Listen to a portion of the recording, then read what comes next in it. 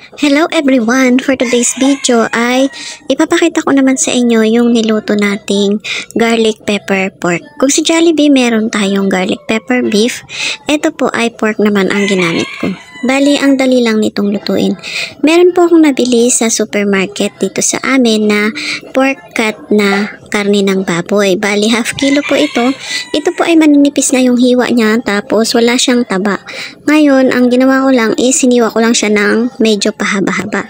Pagkatapos ay minarinate ko siya sa soy sauce, sugars, oyster sauce, at saka medyo maraming bawang. Then, nilagyan ko rin siya ng paminta at in-store ko muna siya sa freezer. Mga 1 day ko siyang in-store doon. At ito na nga, nung lulutuin na natin is nilagay ko lang siya sa kawali. Pagkatapos ay hinayaan ko lang po na matuyo yung kanyang pinakasabaw. At nung ganito na nga yung itsura niya mga mare, ay tinanggal ko na siya sa kawali at itinabi ko muna siya kasi magluluto naman tayo ng pinaka sauce niya. Bali, ang ginawa kong sauce dito ay napakadali at napakasimple lang. Napaka-common lang ng gagawin nating sauce dito mga Mars. On the same pan na pinaglutuan natin ng ating karne ay naglagay lang ako dito ng mantika. Ayan, saktong dami lang to ng mantika. At pagkatapos ay meron ako dito mga kalahating buo ng bawang na dinurog ko lang siya ng maliliit. So, antayin lang na mag-toast yan at kapag toasted na ay aalisin natin yung bawang at isi-set aside muna natin kasi magagamit natin yan mamaya. So, nung naalis na natin, on the same pan pa rin at yun pa rin yung mantika, hindi na ako nag-add ng mantika. Naglagay lang ako ng 1 tablespoon ng harina. Tapos, halu-haluin para matunaw yung harina. Then, nag-add ako ng isang beef cube yan. Tapos, haluin ulit natin yan hanggang sa matunaw naman yung nilagay natin na beef cube.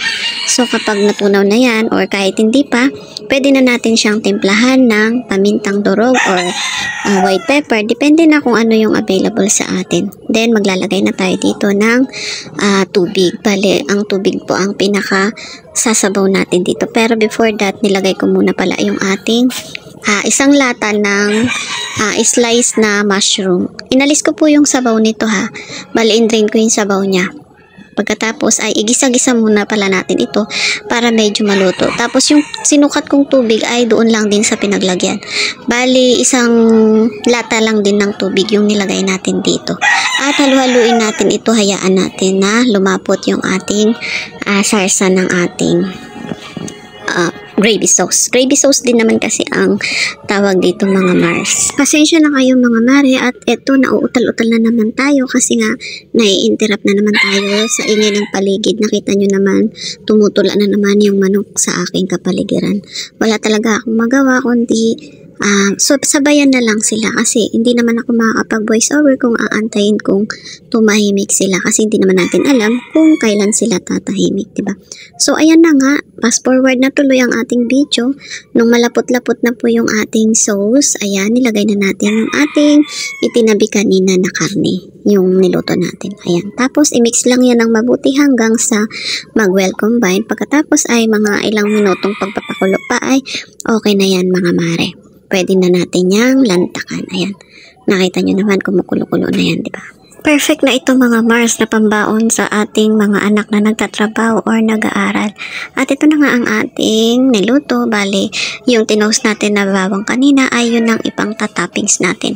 Ito po ang magpapalinamnam sa ating niluto na garlic pepper pork. Kaya kung ako sa inyo, mas dagdagan nyo ng konti yung ito toasted nyo na bawang. Kasi once na mas maraming bawang, mas masarap po ang kalalabasan ng ating ulam. O diba mga Mars? Sabi ko sa inyo talagang masarap po siya. So, paano mga Mare? Ayan na naman ang ating for today's video. Sana ay meron kayong nakuhang idea at bago na namang recipe na tiyak na magugustuhan ng inyong pamilya kapag sinubukan nyo itong gawin. Napakasimple at napakadali lang naman itong gawin at yung mga sangkap ay konti lang naman din ang ating mga ginamit. Hindi naman masyadong stress hanapin kasi nasa mga market lang naman. O paano mga Mars? Until my next vlog.